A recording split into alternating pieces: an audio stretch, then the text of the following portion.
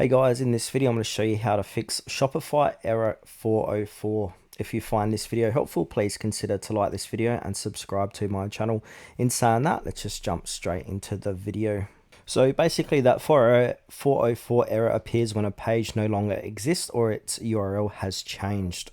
So now the best way to fix this is to create a URL redirect so visitors and Google automatically can get sent to the correct page. Now in order to do this, we need to come back to our Shopify admin. Now from here on the left hand side, click on the content and then choose menus. Now from here on the top right hand corner, you want to select URL redirects. Now we need to go ahead and click on create a URL redirect. Now basically what you want to do is put in that where you're getting that 404 error here. So redirect from that error and then redirect it to the correct page that it should be. So go ahead and paste that link and then click on save redirect.